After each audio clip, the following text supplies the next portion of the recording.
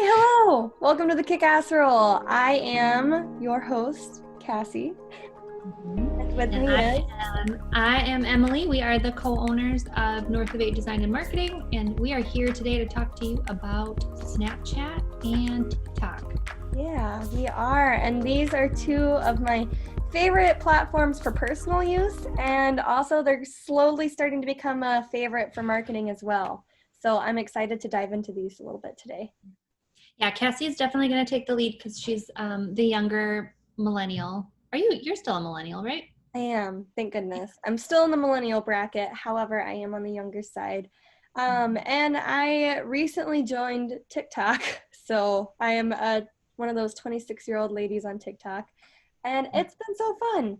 So that and Snapchat, which has been around for a couple years now, probably it was a little after graduation from high school for me, that Snapchat became a thing. So I was in college. I know. So I have a little bit of experience with both. I was already using wrinkle cream when Snapchat came out. Well, you'll have that. You don't even need it. Well, that's because I've been using wrinkle cream. So yeah, so we've got, I guess let's dive into Snapchat first, since I've been around with that one for a while.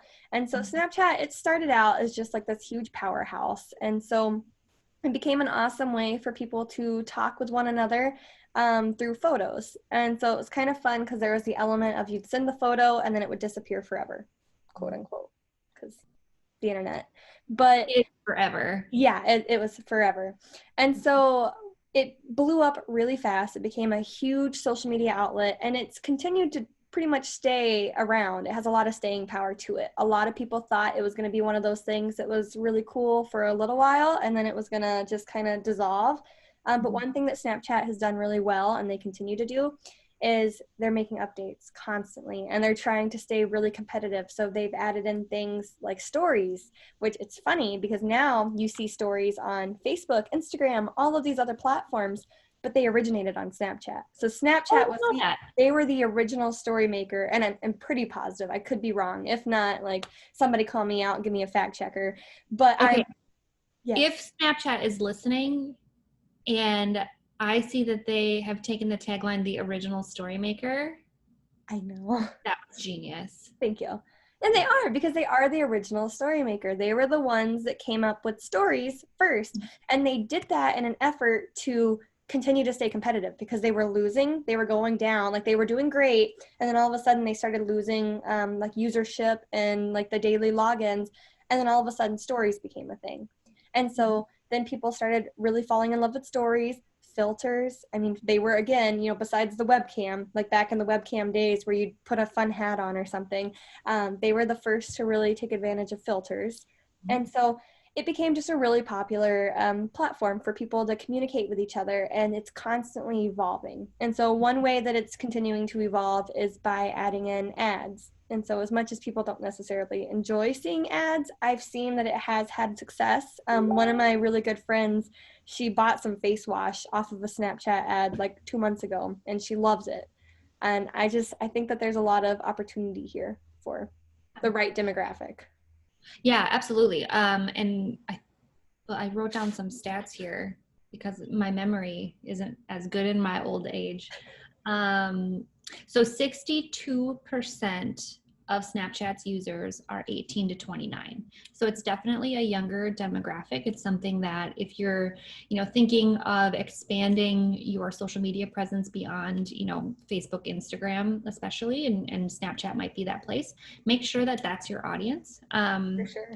Yeah. And then on the flip side of that too, something really interesting was that 73% of 18 to 24-year-olds are on the platform. So of all US 18 to 24-year-olds, 74% of them are using Snapchat. And that's pretty prolific.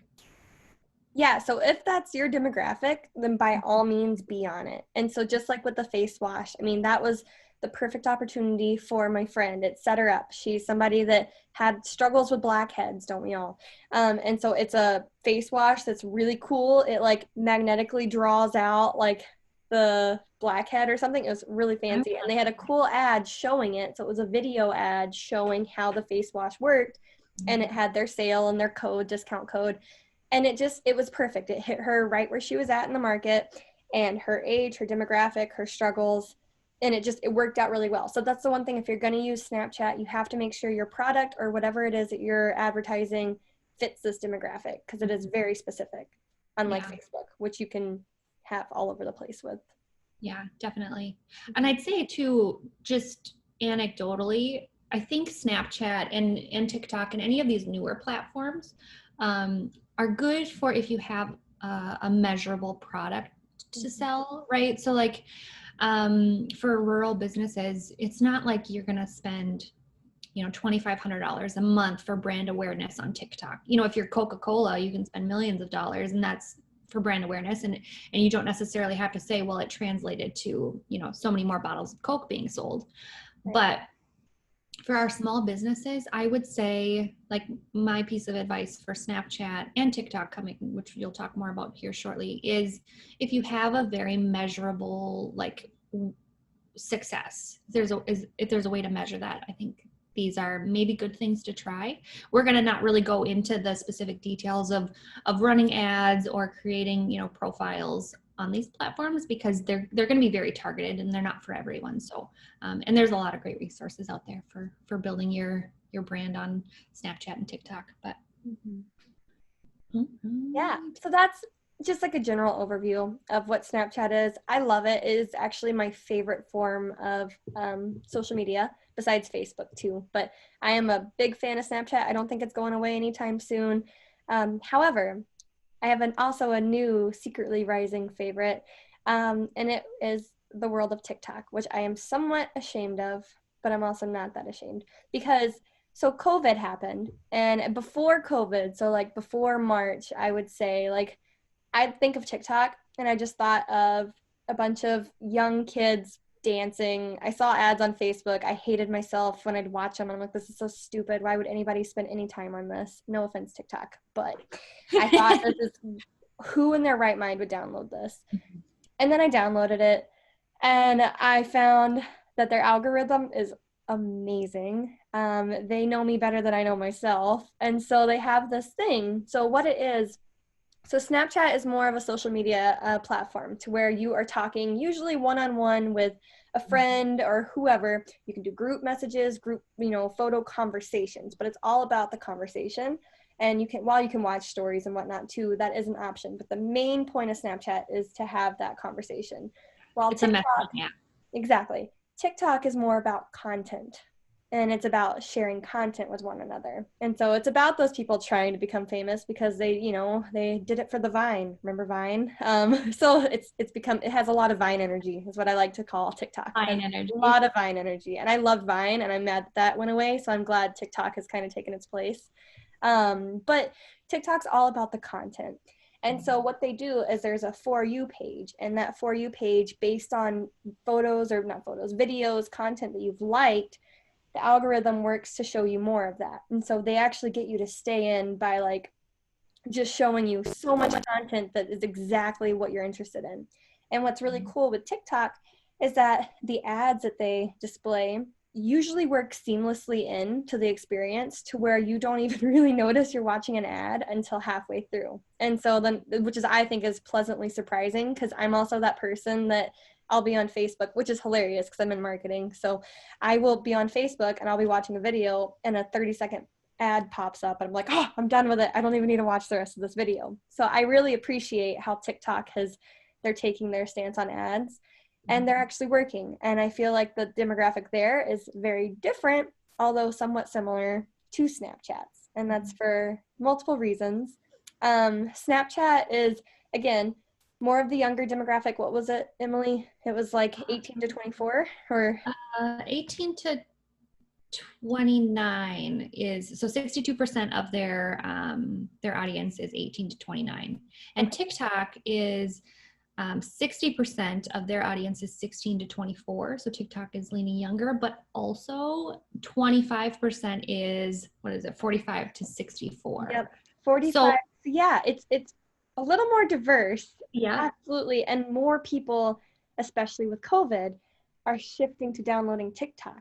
And I think it's because of that For You page being so targeted, because just like with TikTok, there's like the over 30 hashtag, and that's literally showing just videos of people that are 30 years old and older making hilarious and amazing content. Anywhere from, I mean, there's just funny content, but there's also cooking videos, there's do-it-yourself, there's hacks, there's following stories of people that are remodeling their house, their camper. I get sucked into those. Right up into Emily's alley.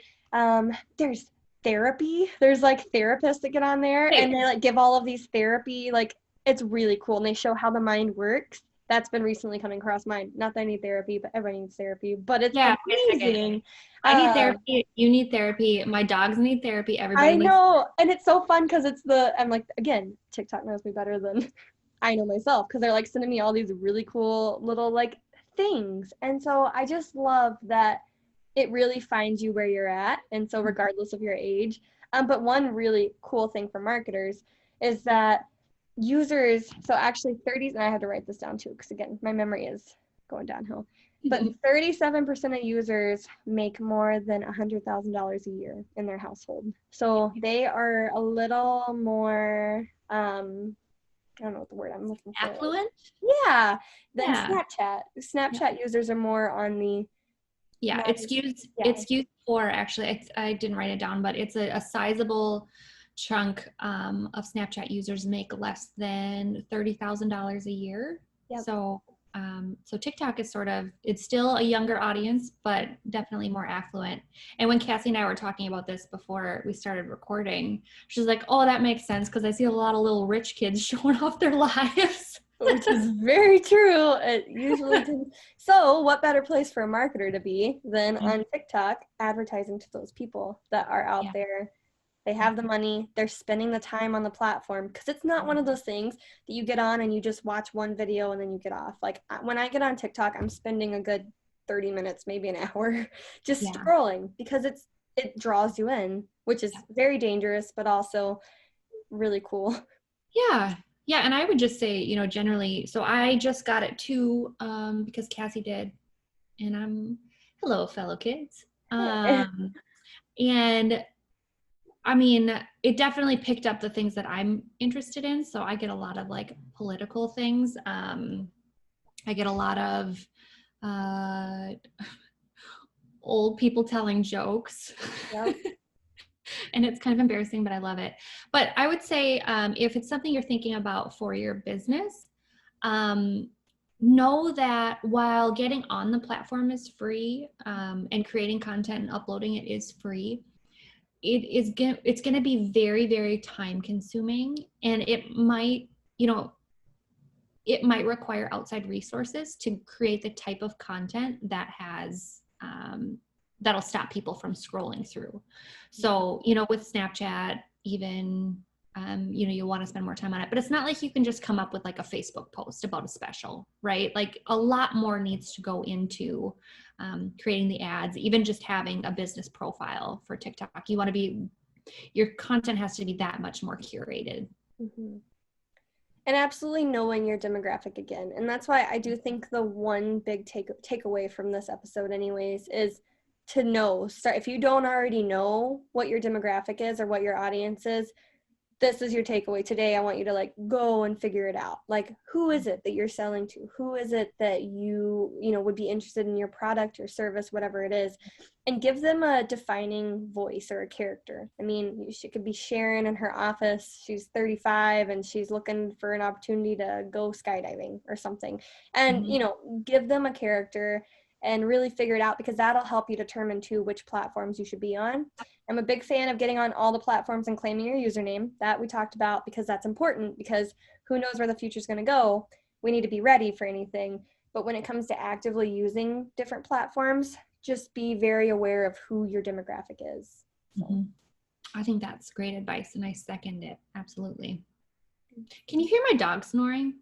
No, I cannot. I wish I could. That would be really nice if I could, but no. Darn it.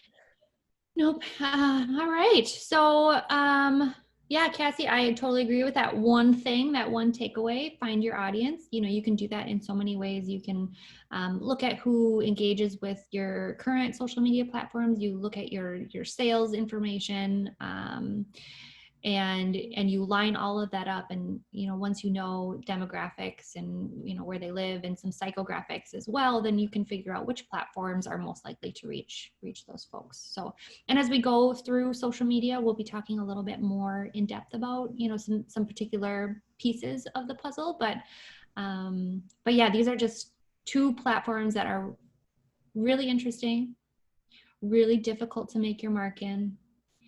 But if your audience is younger, these are great platforms for you. Absolutely. All right. Okay. That's all we know. Yeah. I Certainly. feel like this is like the Midwest goodbye, Yeah. where like your hands on the door handle for too long. Yeah. Okay. Okay, we're gonna Ready? leave now. Like a Band-Aid. Bye. Bye. Okay.